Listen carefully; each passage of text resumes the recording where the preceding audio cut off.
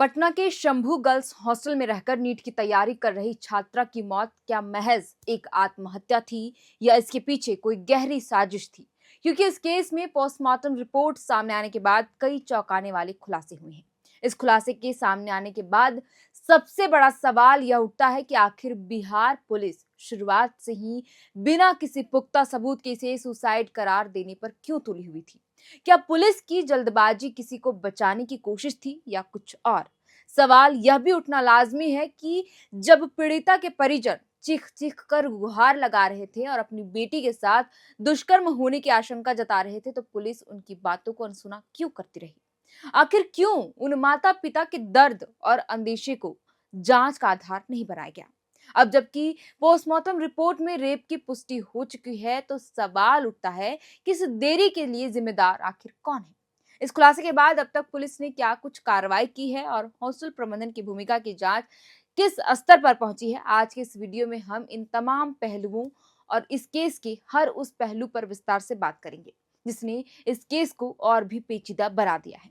नमस्कार, आप देख रहे हैं एयर नाउ और मैं हूं आपके साथ शेरतन।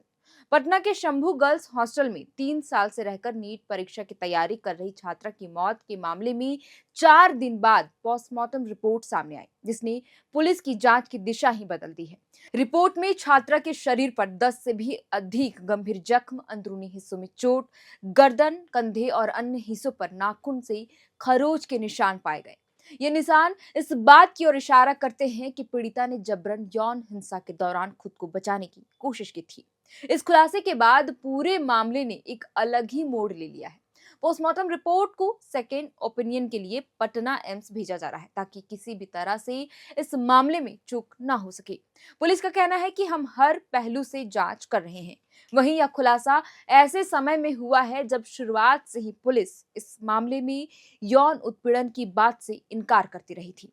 बता दें कि इस केस के सबूतों से छेड़छाड़ ना हो, इसके लिए हॉस्टल के वार्डन मनीष रंजन को गिरफ्तार कर लिया गया है।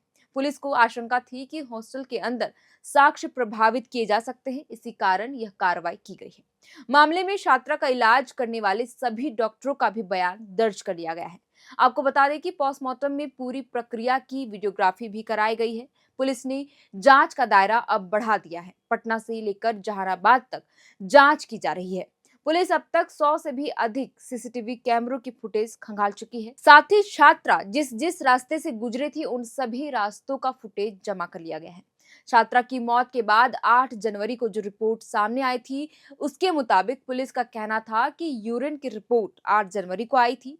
उसमें नींद की दवा का ओवरडोज होना पाया गया था। इतना ही नहीं, बच्ची की फोन में जो सर्च हिस्ट्री थी, वो 24 दिसंबर और 5 जनवरी को नींद की दवा का क्या असर होता है और सुसाइड कैसे करे, इस तरह की चीजें सर्च में पाया गया, जिससे आशंका जताई जाने लगी कि छात्रा डिप्रेशन में थी। हालांकि अब जो पोस्टमार्टम रिपोर्ट सामने आई है, जिसमें इस बात की पुष्टि हो गई है कि छात्रा के साथ रेप हुआ है।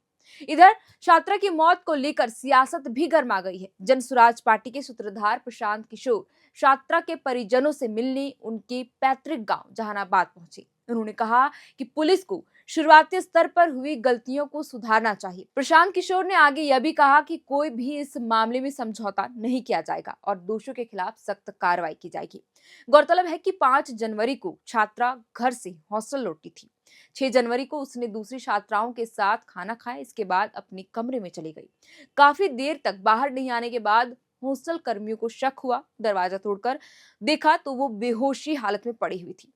बाहर निकाला, उसके बाद तुरंत अस्पताल उसे ले जाया गया। हालांकि इलाज के दौरान उसकी मौत हो गई।